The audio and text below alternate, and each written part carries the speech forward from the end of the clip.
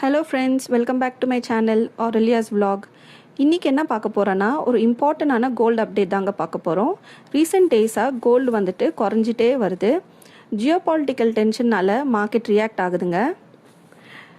இப்போ போகிற சுச்சுவேஷன் பார்த்தோன்னா கோல்டு ரேட் இன்னும் கொஞ்சம் கம்மியாகிறதுக்கு சான்சஸ் இருக்குங்க.